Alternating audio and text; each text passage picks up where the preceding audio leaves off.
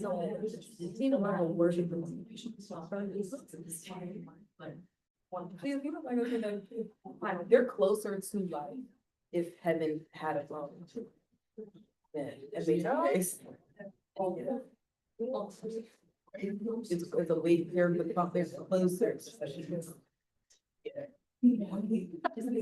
All right, recess is over. So we are still in the review process of Senate Resolution number 30. Just so there is a point of clarification, in the government operations meeting, there was a motion that passed that amended resolution number 30, which added a whereas clause, which stated, as of 2022, Towson University was declared a minority majority institutions. Furthermore, the enrollment for fall 2024 was comprised of 60% minority students, showing the importance of supporting students of color. So that is not on this specific document, but that amendment was made and it will be added to the bill. So yeah, you can.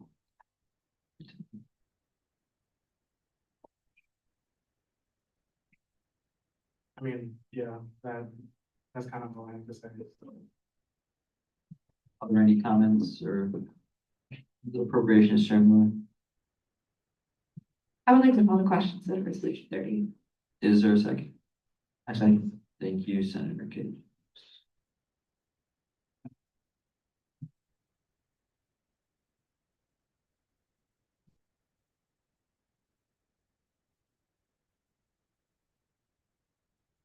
Okay.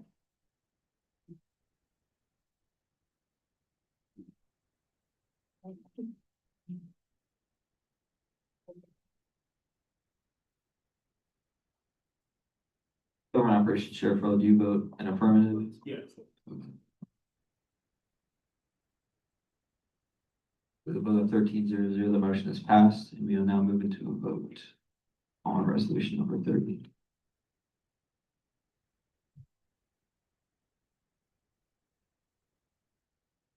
Government Operations Sheriff, do you vote an affirmative? With a vote of 13-0, resolution number 30 has passed.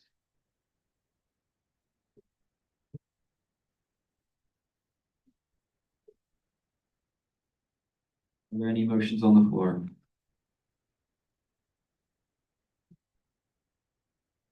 Senator Ansel,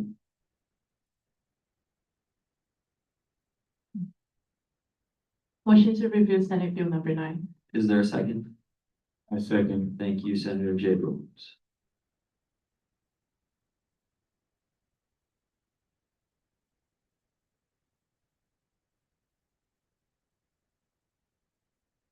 Government Operations Sheriff, do you vote in affirmative?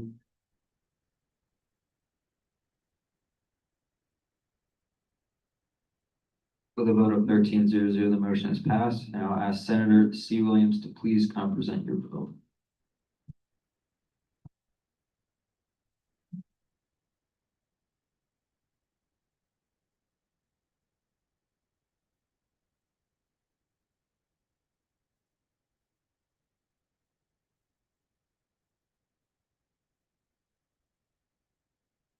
Everyone, so just to remind everyone about this bill, it just adds the clause for the presidential duties to deliver a state of the SGA address to the student body at the end of each academic semester to summarize the accomplishments, initiatives, and major actions of the SGA under their leadership, as well as outline future priorities.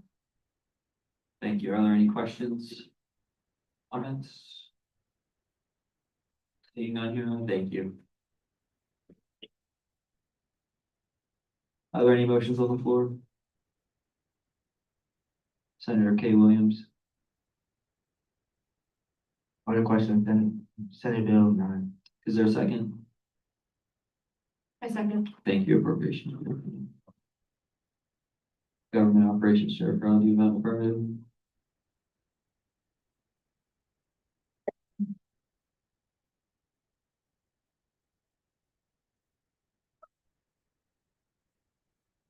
With a vote of 13-0, the motion is passed, and we are now moving to a vote on Senate Bill number 9.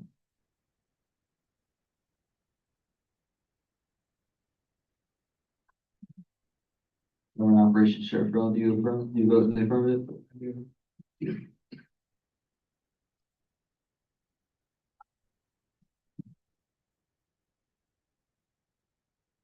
With a vote of 13-0-0, Senate Bill number 9 has been passed.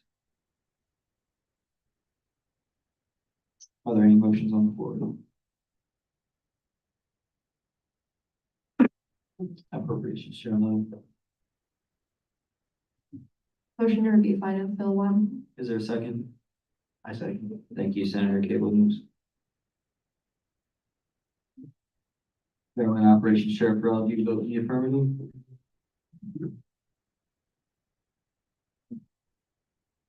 With a vote of 13-0-0, the motion is passed, and we'll now move to review Finance Bill number 1.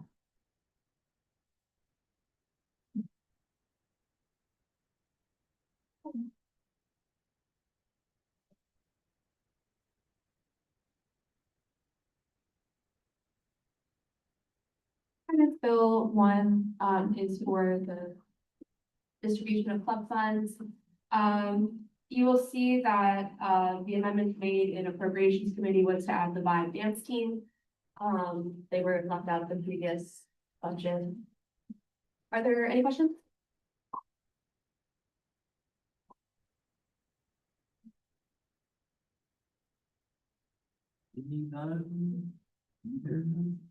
Thank you.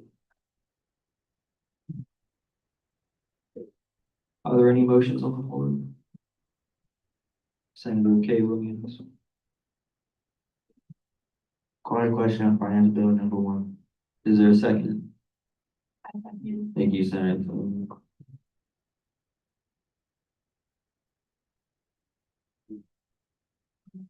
Government Operations Sheriff Farrell, do you vote in the affirmative? Thank you. With a vote of 13-0-0, the motion is passed. We will now move into a vote on Finance Bill number 1.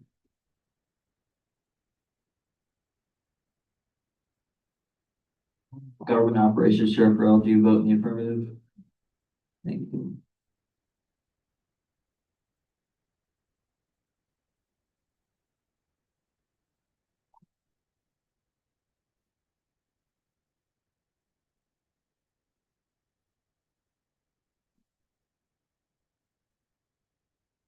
With a vote of 13-0-0, Finance Bill number 1 has been passed. Are there any motions on the floor? Appropriations, Chairman. I motion to break Senate rules in order to review Finance Bill number 2. Is there a second? I second. Thank you, Senator Kay Williams.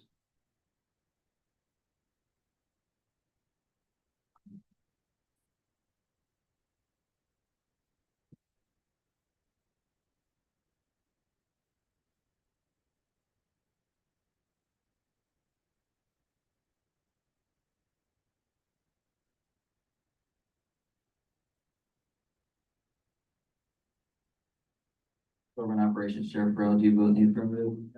Thank you.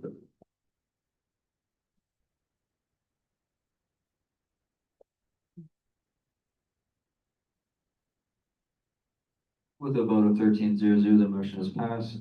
We will now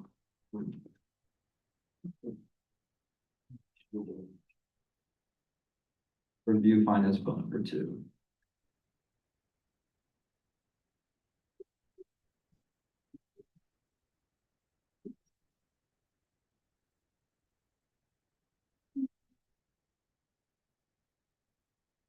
Okay, Finance Bill number 2 was a supplemental allocation request from the EDC.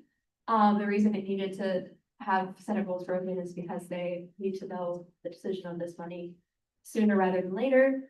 The supplemental allocation would be an additional $1,000 to the equipment account in order to help cover ECS charges for explosion.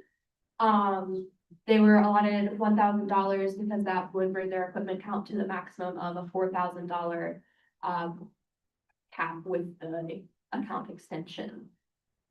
Are there any questions? Seeing none, hearing none, thank you. Appropriations, Chairman. Are there any motions on the floor? Senator Kay Williams. Call a question on Finance Bill 2. Is there a second? Thank you, Senator Tillman. Government Operations Sheriff Farrell, do you vote in the affirmative? You.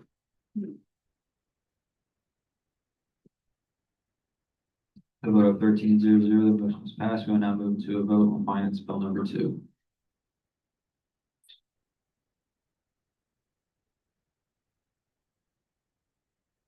Government Operations Sheriff Farrell, do you vote in the affirmative? Thank you. The vote of 13-0-0, finance bill number 2 has been passed. Are there any motions on the floor?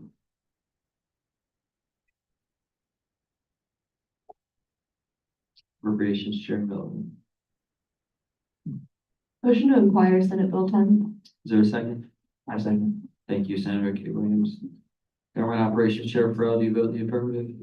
Thank you.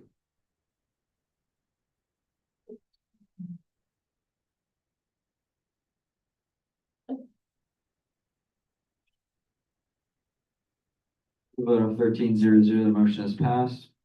We will now inquire Senate Bill number 10. Now ask Appropriations Chair Miller, please come to the front.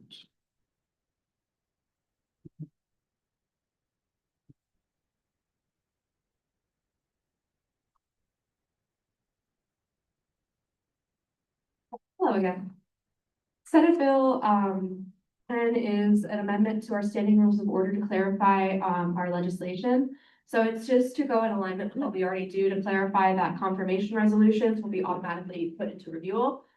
Just because that is something that we were doing that is different from general standing rules of order previously, and to clarify that Senate bills can include the SGA Constitution, because that is what we also have been doing. But amendments to the SGA Constitution, as written in the Constitution, have a bit of a different process, so that was what is outlined there. Thank you. Are there any non-technical debatable questions? Seeing none here, thank you. Are there any motions on the floor? Senator J. Williams.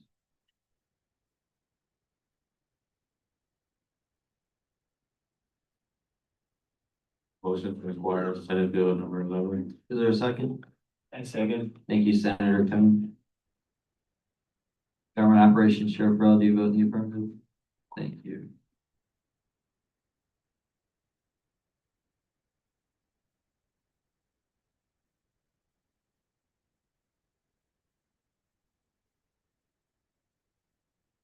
With a vote of 13-0-0, the motion is passed, and we will now require Senate Bill number 11.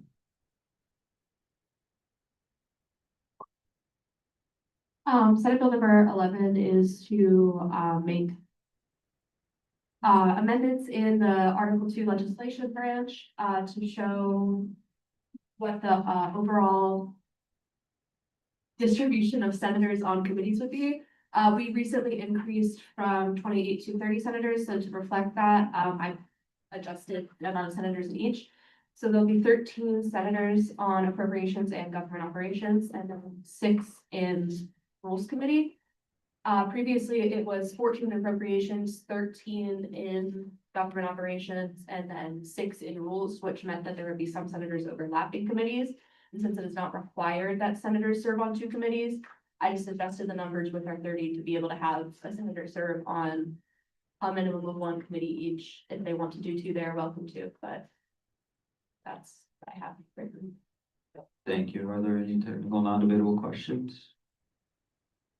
Senator Rhines.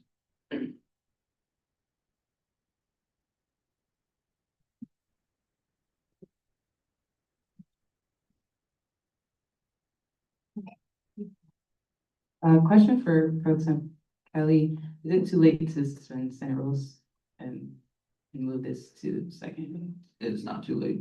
Okay, I motion to suspend Senate rules and review Senate Bill number 11. Is there a second? Thank you, Senator Billieco.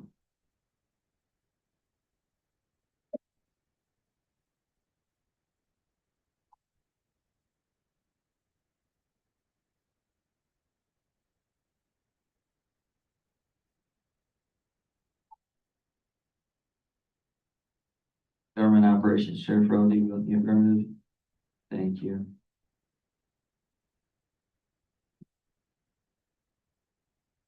Vote of 13-0-0, the motion is passed, and we are now in the review stage of Senate Bill number 11.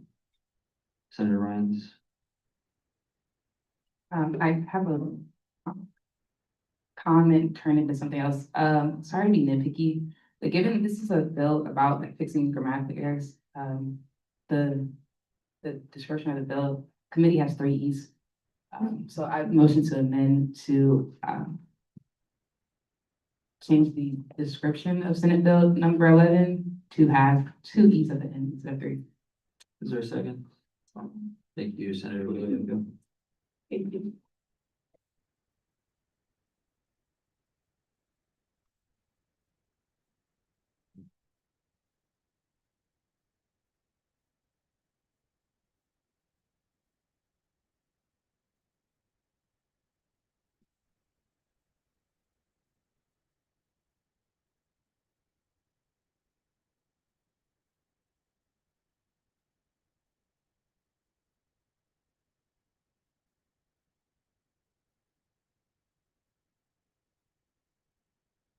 Government Operations Chair Farrell, do you vote in the affirmative? Thank you. With a vote of 13-0-0, the motion is passed. Is there any further discussion? Hearing none, seeing none, are there any motions on the floor? Senator C. Williams. Motion to inquire Senate Bill number 12. Is there a second?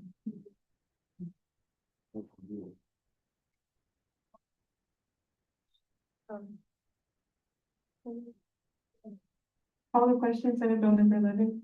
Is there a second? Thank you, Senator Gallego.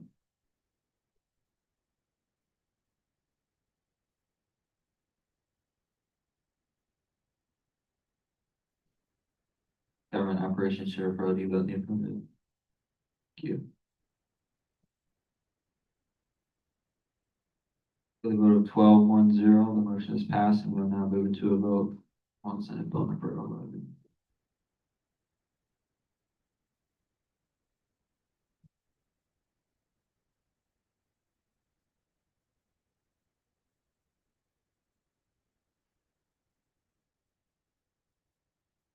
Government Operations Chair Farrell, do you vote in the affirmative? Thank you.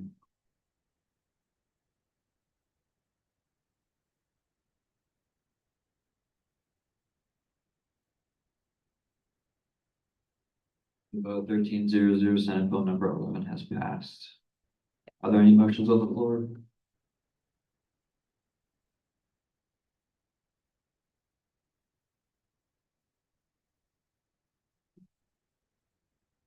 Senator Hastings. I motion to inquire Senate Bill number 12. Is there a second? I second. Thank you, Senator C. Williams. Government Operations Chair Farrell, do you vote in the affirmative? Yes. Thank you.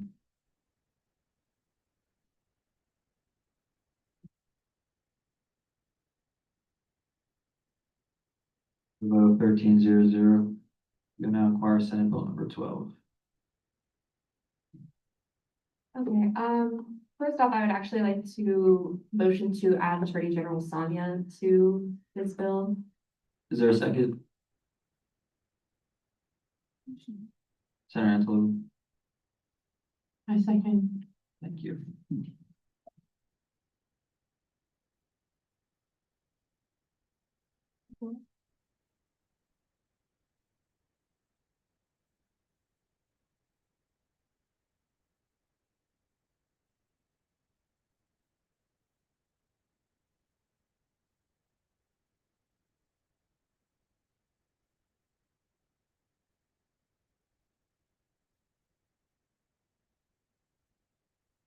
Government Operations Chair Farrell, do you vote in the affirmative? Thank you.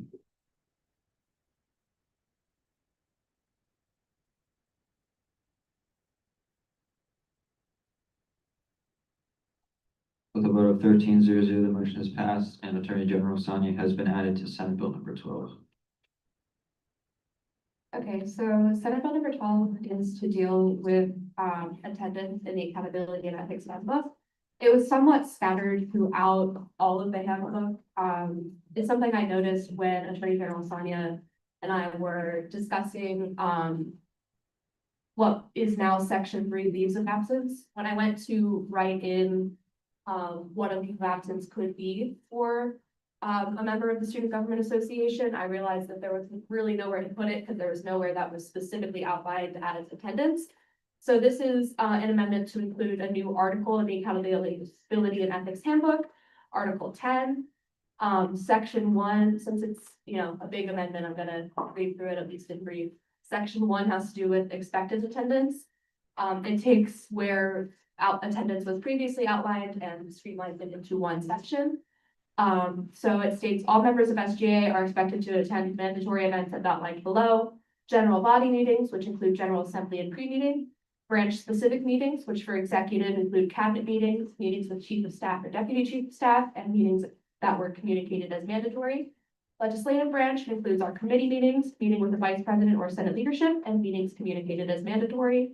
Judicial branch, it has to do with appeals, meetings with the attorney general or chief justice, and meetings communicated as mandatory. And then C, overall events communicated as mandatory by executive board or an advisor. So that outlines what's expected. Section 2 is absences. It is divided into excused absences, unexcused absences, and emergency absences. Excused absences are granted when an absence request is at least 48 hours prior to the event being missed. The validity of excused absence will be determined and granted by the Attorney General only if these procedures are followed. The reasoning of an absence request, if it is unveiled as fabricated, it will be an immediate PDR level 2. Should the event being missed be a branch-specific meeting, the Attorney General will inform the branch liaison, as well as relevant members of branch leadership. Unexcused absences. Consequences of unexcused absences are as follows. 1 unexcused absence is a PDR level 1. 2 unexcused absences are a PDR level 2, and a mandatory meeting with Attorney General, branch liaison, and advisor. 3 unexcused absences are a PDR level 3, resulting in employment review. There's also an exception for emergency absences. In cases when unforeseen circumstances arise, the member must notify the Attorney General as soon as possible. An absence request may be filled out retroactively within 48 hours of the resolution of the unforeseen event. Unforeseen events include, but are not limited to, medical emergencies, serious illnesses, legal matters, additional circumstances up to conversation with the Attorney General. And emergency absences will be considered excused by the discretion of the Attorney General. And then section 3 is leave of absence, which with the idea of Attorney General Sonia, so I'll turn this over to her. Sorry. Hey, guys, so like Elle said, we are adding the leave of absence section. So within the new leave of absence system, under the new policy, members can take an unpaid leave of absence when necessary, as long as they meet with me. A meeting with the Attorney General and advisors required to set the expectations of so-called leave of absence. A written notice outlining the duration and general reason must be provided. Emergency leaves are defined within the clear criteria that she read. And then if you wanted to extend it past the 2 weeks, there's a formal process for that as well. And as for line of succession, because this might be a question you guys have, it will be set and ran, by your branch, like who comes next, and etc. But yeah, we're introducing this to bring structure and fairness and provide that outlet for students when necessary. Yeah, read it and let me know if you have any questions. Thank you. Thank you. Are there any technical non-available questions? Senator Rounds? Please.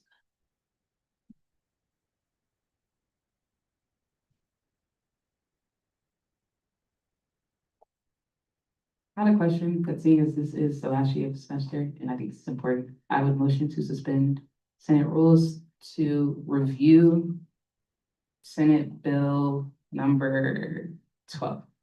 Is there a second? I second. Thank you, Senator Schumer.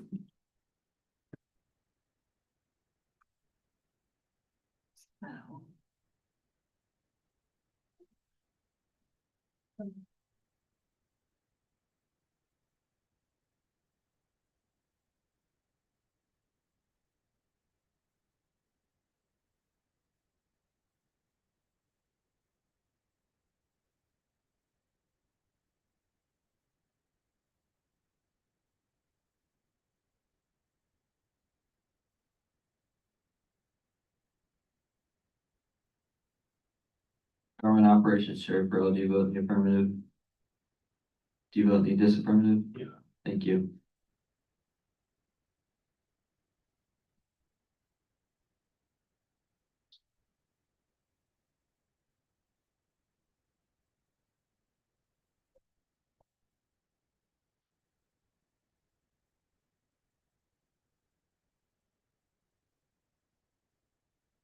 With a vote of 9-3-1, the motion is passed.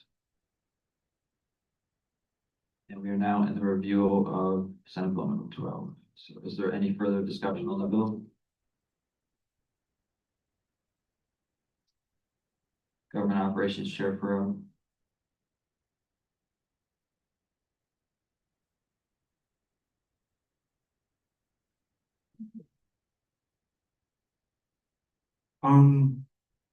I guess my only real, I guess, how to say this, like, I have a question for this bill, how would this work for things like committee meetings or, for example, mandatory events, if they are announced last minute, would that person still be issued a level 2 PDR? I guess that's kind of like my main, question about this. Yeah, are you asking in regard to absence request or leave of absence? Absence request. So absence request, as long as if they're announced last minute, the person would still be expected to put in an absence request as soon as possible. If they miss that event without putting in an absence request, yeah, it's up to the discretion of the Attorney General, or as outlined,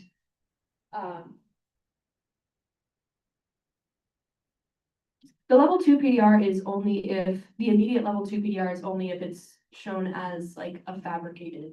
Like if someone lied about their absence request and it was proven, so like if someone said they were sick and then they were shown to be not sick on like social media or something, they were like at a concert or party and posting about that, that would be considered evidence of a fabricated absence request. That's when the immediate level 2 PDR is. If you just miss a mandatory event once without a proper absence request, that's just a level 1 PDR.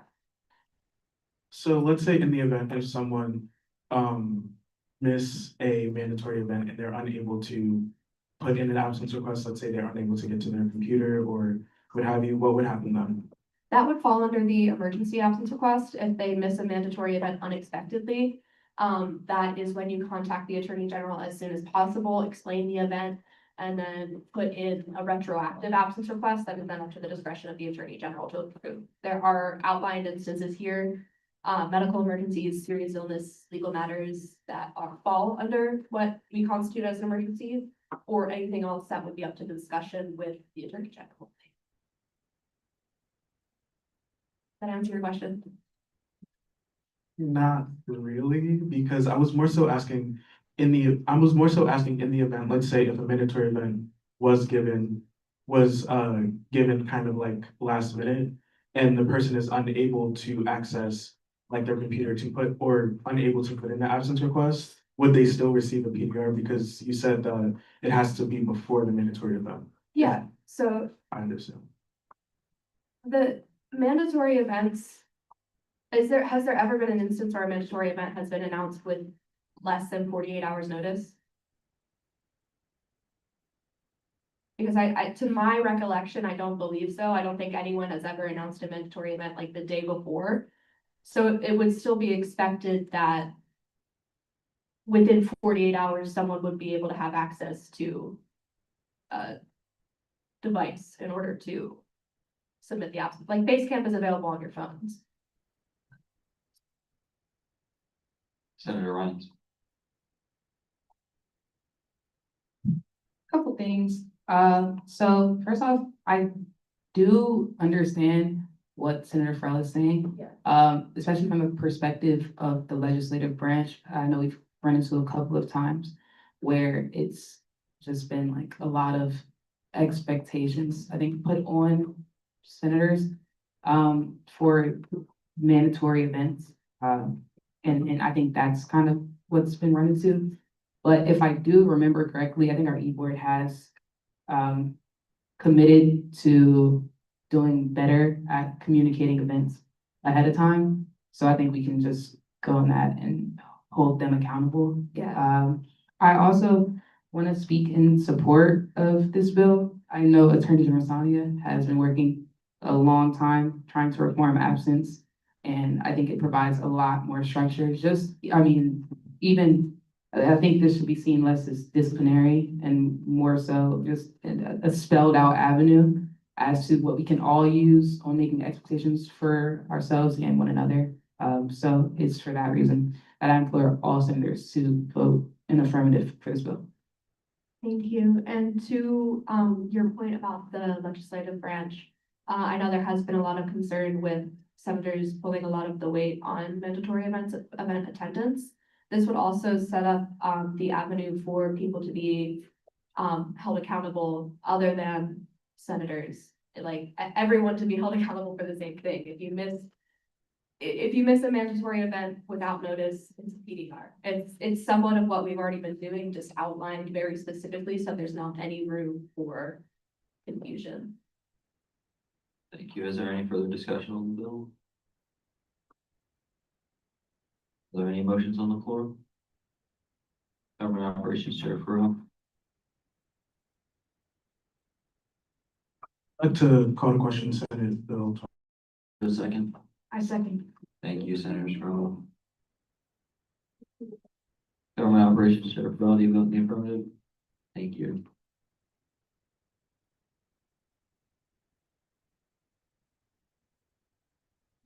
The vote of 13-0, the motion is passed, and we will now move into a vote on Senate Bill number 12. Government Operations Chair Farrell, do you vote in the affirmative? Thank you.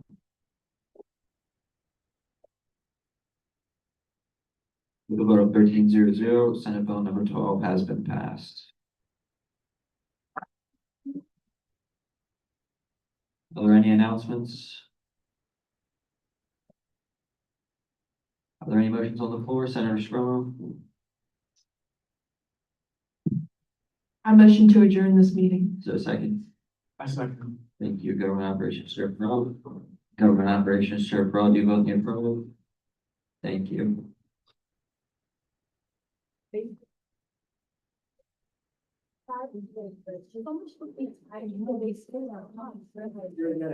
We're not adjourned yet.